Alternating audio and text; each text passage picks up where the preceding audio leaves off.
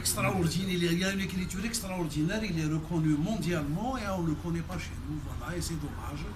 C'est dommage que même les gens qui font des lettres, même les étudiants de lettres françaises, il y en a peut-être 10% ou 20% à qui ça dit quelque chose, le nom de Nabil Fares. Donc voilà, Rania, c'est à toi, tu as à peu près un quart d'heure pour nous parler de Nabil Fares. Un quart d'heure. Je ne passerai pas autant de temps. J'avais préparé mon intervention en disant que Nabil Fares était un auteur atypique, qu'il est difficile à lire.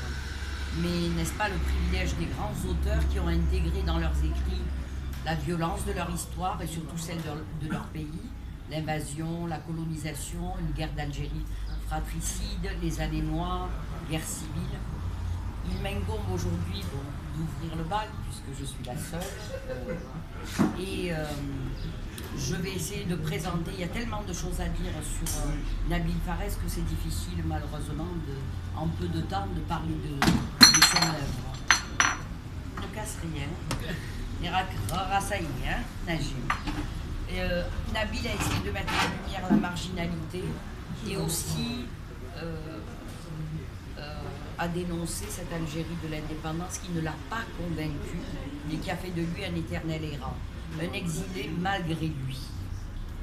À travers ses œuvres et son parcours, on peut mettre en exergue tout ce que Nabil réfutait. Les épurations de 62, les assassinats, l'exil des chefs de la Révolution, l'abandon des acquis et la régression du statut de la femme, malgré leur participation à la guerre d'Algérie.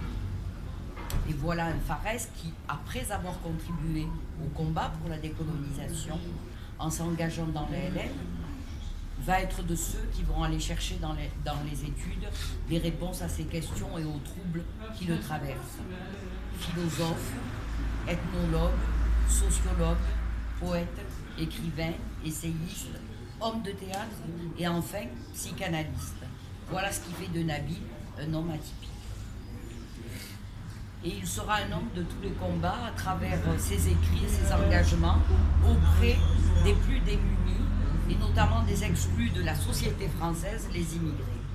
Son œuvre est multiple, je n'en citerai que quelques-unes. Yahya pas de chance, le chant d'Akli, le chant des oliviers, mémoire de l'absent, l'exil et le désarroi, la mort de Salah Bey, l'exil au féminin, l'ogresse dans la littérature orale berbère, le miroir de Cordoue, etc., etc. Et c'est d'abord de l'homme de théâtre que j'ai croisé pour la première fois en France, à Aix-en-Provence, alors que j'étais jeune étudiante à l'université, et aussi engagée dans le mouvement associatif des années 80 dont je parlerai. On découvre une nouvelle aventure théâtrale dans laquelle l'universitaire et écrivain s'est engagé auprès notamment d'un ami que Fatah a connu, qui s'appelait Akel Akian, un Marocain, un créateur d'origine marocaine. C'est la naissance du théâtre de la Porte d'Aix, en plein centre-ville de Marseille, dans les locaux de la CIMAD, pour laquelle Nabil travaillait. Il faut revenir sur les années 80, la gauche est passée au pouvoir et de nombreuses expériences sont menées au travers d'associations issues de l'immigration. Avec un groupe de jeunes, il donne le nom de Théâtre de la Porte d'Aix, lieu mythique où loge une grande partie des immigrants issus de tous origines, mais en grande majorité maghrébine et algérienne. Il décide donc de mettre en spectacle Dialogue d'immigrés et Malika, un de ses textes poétiques. Donner la parole à la jeunesse, c'est l'un des objectifs de Nabil, dont le but est de désacraliser l'espace théâtral. Et les actes vont et viennent dans la salle de spectacle, comme pour créer un lien entre les acteurs et le public. Ce public qu'on n'a pas l'habitude de voir au théâtre, c'était des hommes et des femmes issus de l'immigration. Vous imaginez un peu ces femmes, ces vieilles, ces vieux qui n'étaient jamais entrés dans un théâtre et qui soudain découvraient ce théâtre de la Porte d'Aix où on lui donnait la parole, où ils pouvaient participer en plus. Et donc, ces gens-là avaient l'impression, de toute façon, je m'en rappelle, qu'on les invitait à une fête.